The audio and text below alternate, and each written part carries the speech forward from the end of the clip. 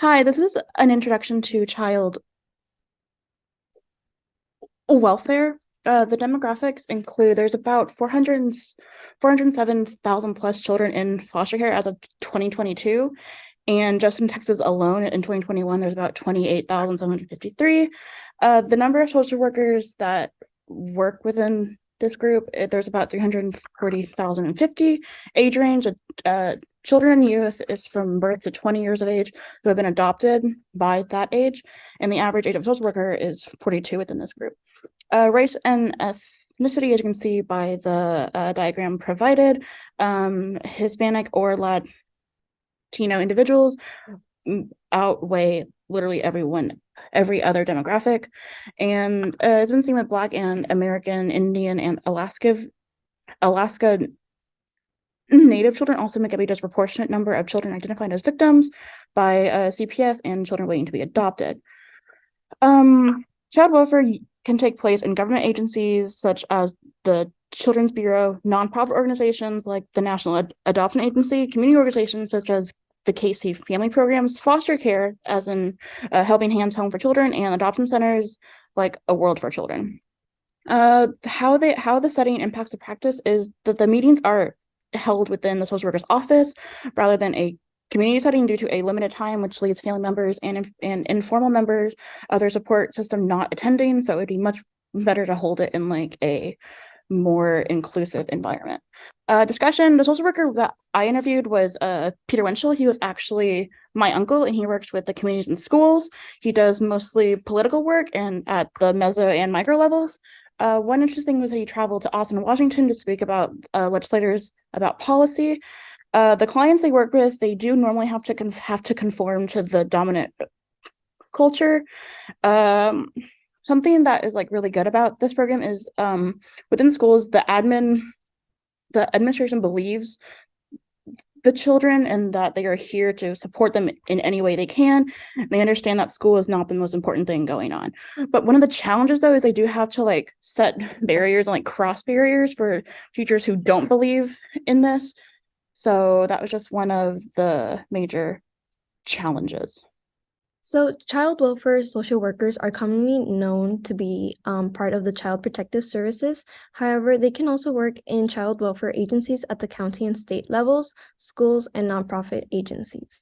Down here, we included a picture of the Austin Department of Family and Protective Services. There are two types of child welfare social workers. The first are front-end social workers that are also known as emergency response social workers. They deal with cases of child abuse or neglect at the site and can return to the premises to remove child if they deemed it necessary.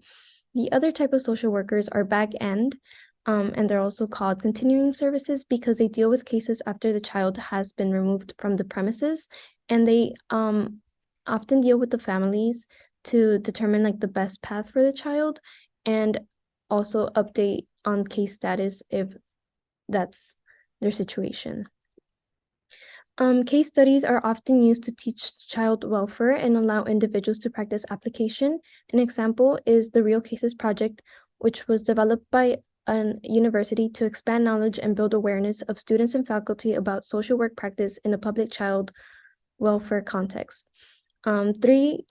Three real child welfare cases were selected since they convey the good but not perfect investigations, fairly typical cases of case situations, a range of allegations, and very diverse client populations. The first case deals with a charge of spouse abuse in an immigration family with 2 young children. The second deals with the grandparents' abuse of a Black teenage boy. And the third case deals with a white mother with a severe mental illness who left her child unsupervised. Two other points that we learned were that school social workers can be assigned to more than one school, and this might lead to them possessing a large caseload, and that these positions are typically tied to federal dollars and mandates. Therefore, any changes at the federal level can affect these positions.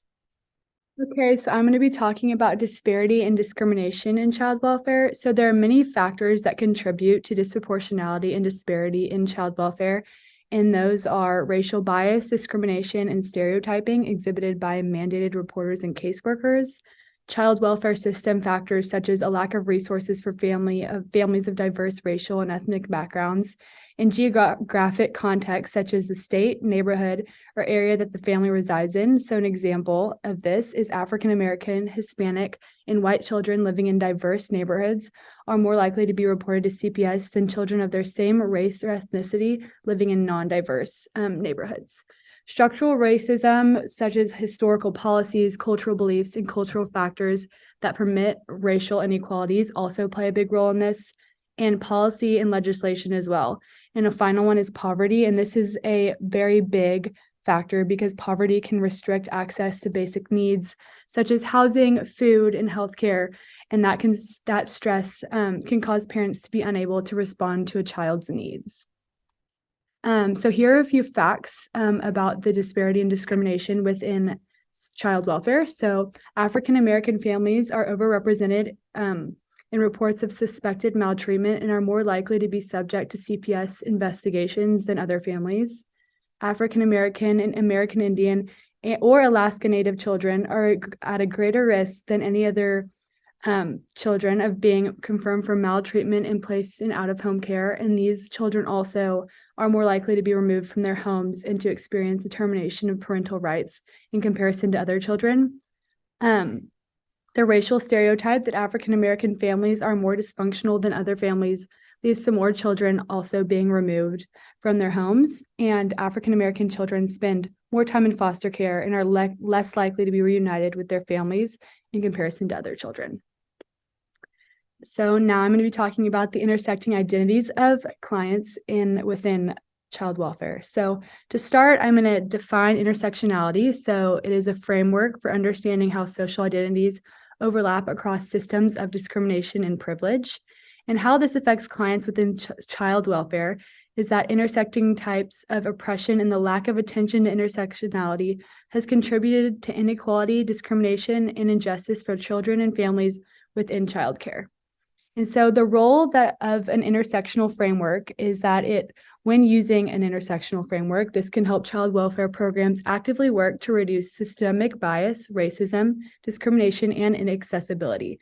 And by looking at every case and situation through a lens of intersectionality, child welfare programs are better able to make fair and knowledgeable decisions and policies that impact children and families.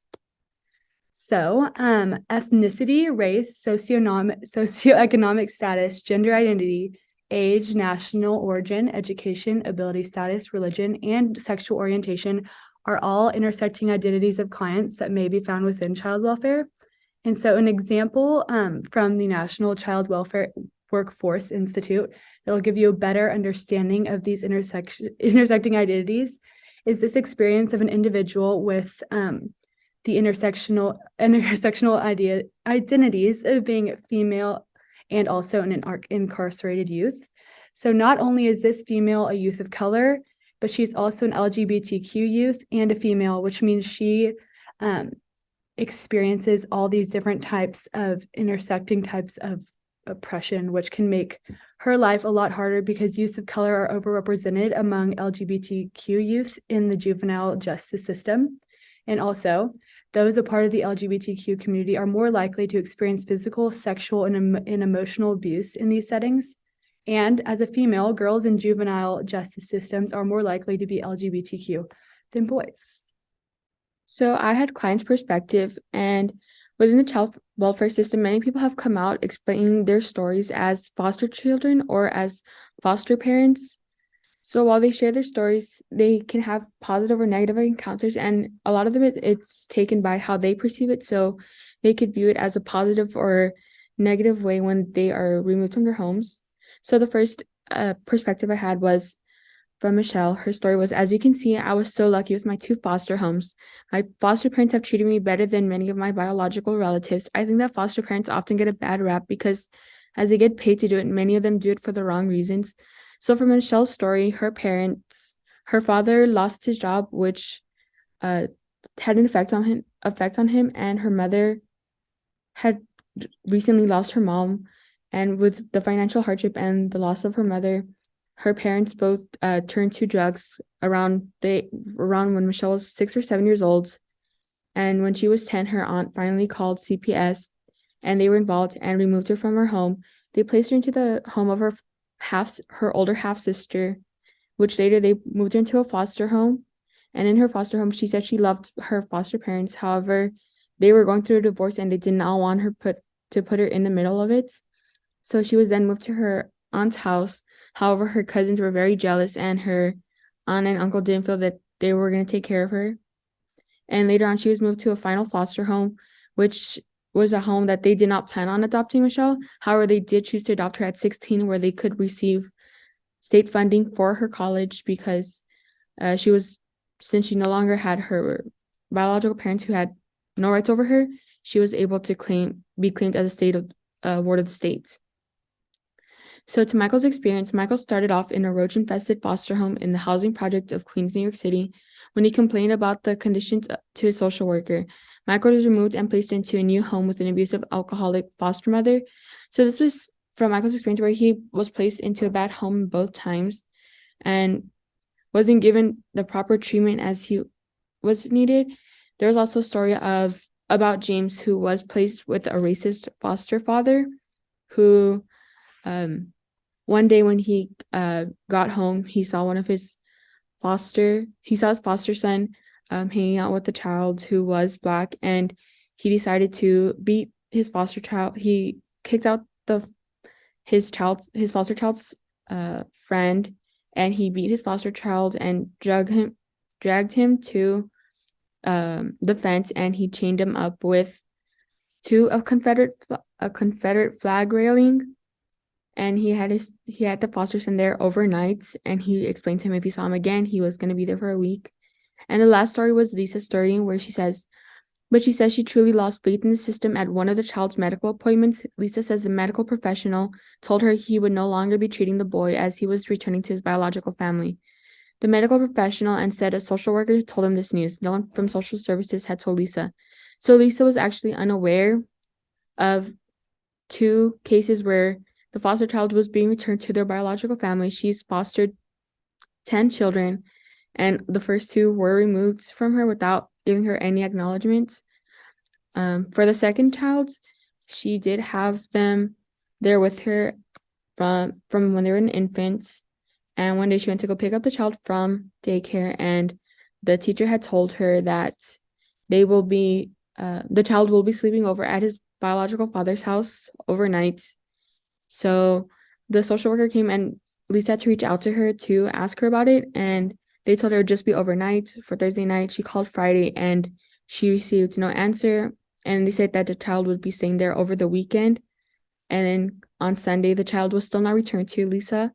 So then she called again, and they told her they didn't answer. They never gave a response. Again on Monday, she called and they didn't give a response until a few days later, where they told her that custody was given back to the biological father of the child. So Lisa, as a foster parent, was never given any warning, even though she loved these children, and she always referred to the child as her baby boy. So the ethical issues, while working in the area of child welfare, there are ethical issues that can arise within confidentiality, conflicts of interest, and clients' rights. So social workers need to be impartial in cases of child welfare. By this, they should not discriminate based on religion, race, anything. They should not allow their beliefs to influence the decisions that they make towards the child by removing them from the home. For example, if a social worker had religious viewpoints, they should not let their religious viewpoints allow them to make the decision to remove a child from a home with LGBTQ parents. Within the foster care system, foster children have rights that are to be given to them and learned by the professionals. These rights explain that they are required to be given the necessities and are allowed to participate in more activities. So this is basically that in every group home, it should be at a level where the children are able to see these rights listed for them. And it's to explain that they should have, at their foster homes, they should be given water, food, shelter, clothing, and they should not have anything held against them. They should always be allowed to participate in school, in outside school activities outside of school, sports, music programs. And lastly, social workers are not to share their clients' records only in certain circumstances in order to protect the child's. Social workers even if it's a very it's heartbreaking story where they've seen a child that is abused, they cannot go and tell any of their family members unless it pertains to unless they need to tell police as a reason to help the child be removed from the home. And these are our references. And thank you so much for listening.